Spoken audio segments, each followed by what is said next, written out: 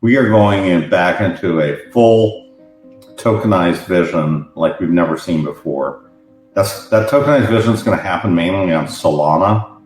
And yeah, sure, Bitcoin's going to do well, but it's not. This is no longer driven by Bitcoin.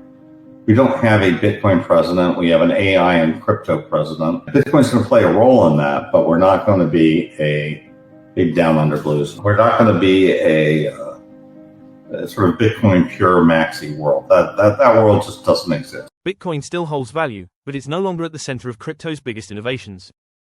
According to Wall Street veteran Fred Krueger, the future belongs to faster networks, tokenized assets, and real-world applications. Krueger sees Solana leading the way, enabling seamless transactions and attracting a growing user base. More people than ever are embracing DeFi, digital ownership, and instant payments. While Bitcoin remains a store of value, the real momentum is in tokenization. Stay tuned as Fred Krueger breaks down crypto's biggest shifts. Also, if you enjoy listening to crypto-related content, please show your support by liking and subscribing to this channel by following the link in my bio, and get access to my free daily crypto updates and expert predictions direct to your inbox. Each newsletter contains on-chain data, forecasts, and expert predictions. It only takes a moment to sign up, and you can always change your mind later. Now back over to Fred Krueger. If you go back to 2024, January, Solana and ETH were running about the same level of daily active addresses, daily active users, right? It's a proxy. And now, all of a sudden, Solana is running at almost 10 times ETH. That's an enormous move, 10x in a year. And, it's also running at, 5x Bitcoin. So Bitcoin's kind of trudging along at 800,000 transactions a day. Which, by the way, I remember even back in 2018, it was sort of like doing 700,000 transactions a day. So the number of transactions is not increasing with Bitcoin. So despite all the hype about Lightning and everything, Bitcoin is not something that, we're not doubling in terms of Bitcoin users in every 5 years or anything like that. It's not happening. We've got more Bitcoin users, but those Bitcoin users tend to buy and hold, and they don't do a lot with their Bitcoin. I'm one of them. I don't use most of my Bitcoin that much. I do try to use Bitcoin as much as I can. I try to pay people in Bitcoin. I try to orange pill people. But it's a slow slog. So I just want to say, my biggest thing is I think that we're going to a world very quickly where if you walk into an average bar somewhere in city near you, you are going to see, and you ask, how many people have a phantom wallet? That's going to go from 1-2% right now, 2 people out of 100. It's going to go to like 50 people out of 100, right? That we're going to start seeing this ubiquity of wallets. And at the end of the day, that's the most important thing, right? Because if you have the majority of people have the wallet, have a standard wallet that can take your token, well, then all kinds of things are possible, right? The restaurant can have its own coin. You could send some coins to the guy sitting next to you at the bar. You can pay the bartender a little tip with coins. You can do everything, right? And, people will say, well, I can use Visa. No, you're not going to tip the bartender with the Visa. I mean, you could, but it's not the infrastructure that we're looking for. That's not Web3. That's not the world where the internet finally has this extra thing that was missing from it all the time, which is value. That's the only thing that's missing from the internet, is a means of distributing value electronically. And I think we have to drop the religion that Bitcoin is the only solution to that. In fact, it's not the solution to that. Bitcoin is not going to be the solution to peer-to-peer payments. Satoshi couldn't, he's not like Harry Seldon in the book Asimov, where he can see the future for hundreds of years. Satoshi saw maybe 10 years, 5 years, 10 years. I think he got very freaked out with the whole Silk Road and CIA stuff. So, I don't even think he even saw that. So it's really hard to tell what the future is going to bring. And I think, this was an attempt at building a very great peer-to-peer currency that couldn't be debased. It has turned into a store of value. I think that's great.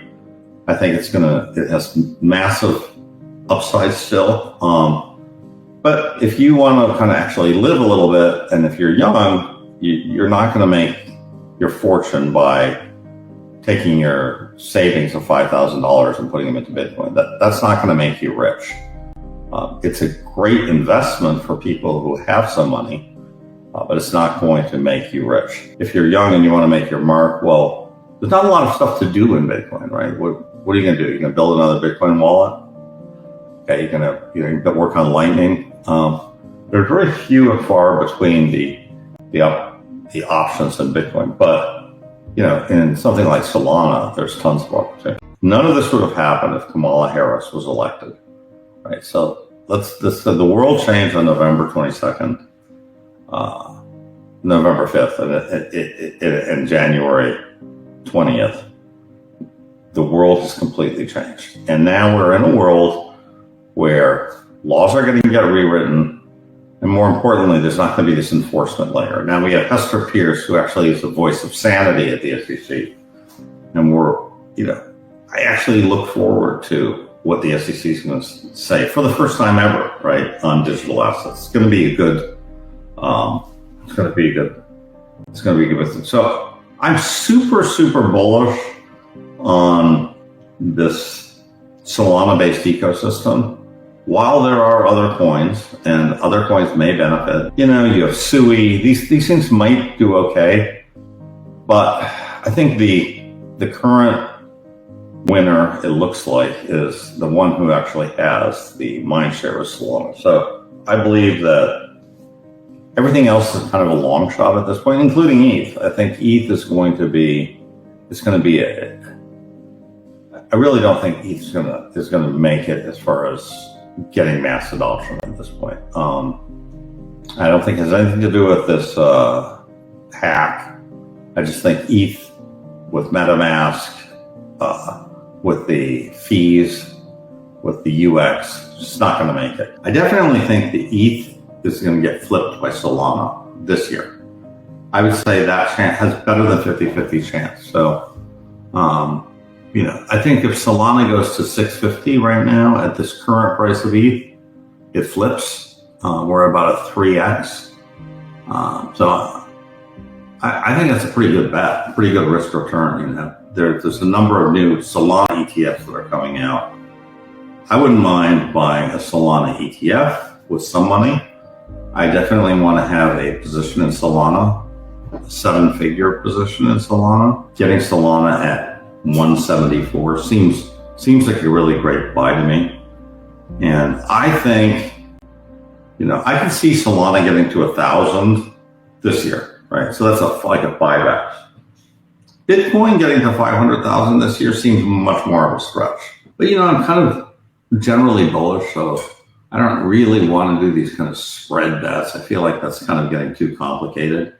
I'd rather just own a little bit of Solana, against my big Bitcoin bags, I've got a little bit too much just in the pure Bitcoin house right now. So I wouldn't mind taking some of my Bitcoin, swapping it for Solana, and some of my other financial assets that are kind of in a different bucket, right? And with those kind of stock assets, purchasing the ETF. So that I have to wait until the Solana ETF comes out. I'm convinced we are going to get the Solana ETF. I'm kind of a traditional investor guy, right? I got my eyes opened on Bitcoin because I met Tom Lee at this conference in Bermuda in 2019. And I had owned some Bitcoin, but there was an orange peeling moment where I just was like, "Holy fuck, Fred, you're a fucking idiot. You're a fucking total retard, for not putting like a big chunk of your net worth in Bitcoin." And there's a big chunk, but it's still a small chunk, right? So now, I went up from 5K to 100K. So I 20x my Bitcoin. And, you put in a reasonable chunk and you hold on to it and it 20x's, and it becomes a big chunk of your net worth, right? So that's kind of my Bitcoin journey. But, with respect to Solana, I had all this kind of programming, maxi programming in my brain. And I'm still trying to deprogram the brain, because I still think Bitcoin, power law, blah, blah, blah. And now I'm not abandoning that, but I'm sort of saying I'm kind of at this sort of same level with Solana that I was with Bitcoin in 2019. I'm sort of okay, Fred, I know you love Bitcoin, I know you love stocks, but you got to take, some percentage. And I don't know what that percentage probably should be, something like 10% in my view. I think that's probably what I want to do, is get to 10% of my crypto allocation to have it be Solana, And then that's it. I don't need any other tokens really. And, I may have some little things here or there, but that's the bulk of the way I see the world. Thanks for watching. Don't forget to subscribe to access my free daily crypto updates and expert predictions direct to your inbox.